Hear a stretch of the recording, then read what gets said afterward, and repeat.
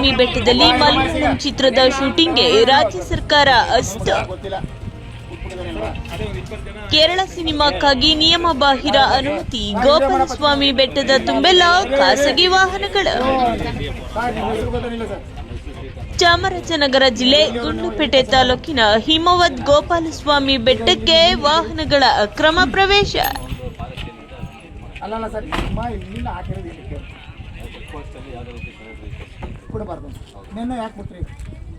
ಅದೇ ಬಿಡಂಗಿರಲಿಲ್ಲ. ಅದನ್ನು ನಾವು ಬಂದು ಅವ್ರಿಗೆ ಕೇಳಿದ್ರು, ನಮಗೆ ಹೊರಗಡೆ ಅನುಮತಿ ಕೊಡಿ ಅಂತ ಕೇಳಿದ್ರು.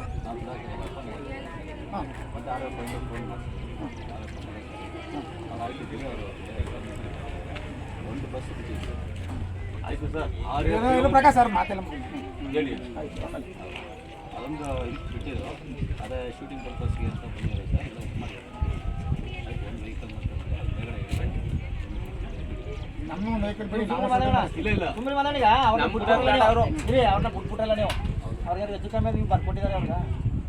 ನಾವು ಅದನ್ನ ಯಾರ ತಲೆ ಮೇಲೆ ಬರುತ್ತೆ ಅದು? ಅವನ ತಲೆ ಮೇಲೆ ನಮಗೆ ಹೆಚ್ಚು ಕಡಿಮೆ ಇದ್ರೆ ನಾವು ಜವಾಬ್ದಾರಿ.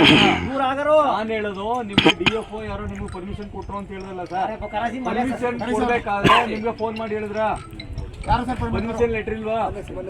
ಅವ್ರು ಕರೀರಿ ಈಗ. ನಿಮಗೆ ಪರ್ಮಿಷನ್ ಲೆಟರ್ ಕೊಡಿ. ನೆನ್ನೆ ಕೊಟ್ಟಿರೋದು ಪರ್ಮಿಷನ್ ಲೆಟರ್ ಕೊಡಿ. ಇದು ಸೂಕ್ಷ್ಮ ವಲಯ ಅಂತ ಗೊತ್ತಾರೆ. ಸೂಕ್ಷ್ಮ ವಲಯದಲ್ಲಿ ಕೊಟ್ಟಿಲ್ಲ. ಈಗ ನಮಗೂ ಶೂಟಿಂಗ್ ಮಾಡ್ಬೇಕು. ನಾವು ಈಗ ಒಂದು ಶೂಟಿಂಗ್ ಮಾಡ್ಬೇಕು. ರೈತರದ್ದು ಒಂದು ಫಿಲಮ್ ಬಿಟ್ಕೊಡಿ ಆಯ್ತಾ?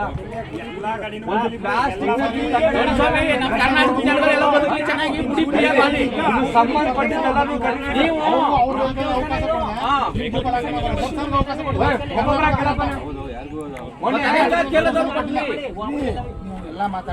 ಒಬ್ಬೊಬ್ರು ಒಂದೊಂದು ಕ್ವಶನ್ ಎಲ್ಲ ಮಾಧ್ಯಮಗಳಲ್ಲಿ ಬಿಡಲ್ಲ, ಅಷ್ಟು ಬಿಡಲ್ಲ.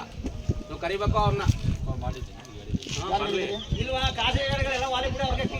ಇಲ್ವಾ ಎಲ್ರು ಬಿಡಿ. ನಿಮ್ಮ ಮೇಲಧಿಕಾರಿಗಳು ಬರ್ಲಿಲ್ಲ ಅಂದ್ರೆ ನಾವು ಹೋಯ್ತೀವಿ. ಈಗ ನಾವು ಹೋಯ್ತೀವಿ. ಪರ್ಮಿಷನ್ ಕೊಡಿ.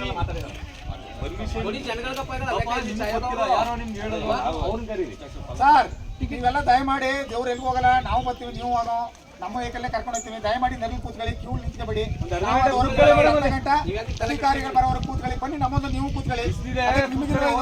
ನಾವು ನಮ್ಮ ಮನೆಗೇನು ಬಂದಿಲ್ಲ. ನಿಮ್ಮ ಕಷ್ಟಗಳನ್ನ ನೋಡಿ ದೇವಸ್ಥಾನ ಇರೋದು ಇವ್ರ ಕಥೆ ನೋಡಿ ಹೆಂಗ್ ಮಾಡಿದಾರೆ ಇವರು. ಈಗ ಕ್ಯೂ ನಿಂತ್ಕೊಂಡು 70 ರೂಪಾಯಿ ಆಗ್ತಲ್ಲ 70 ರೂಪಾಯಿ ಅಂತ ನಿಮ್ಗೆ 6 ಕಿಲೋಮೀಟರ್ಗೆ. ಅವ್ರು 100 ಮಾಡ್ತಾರೆ. 30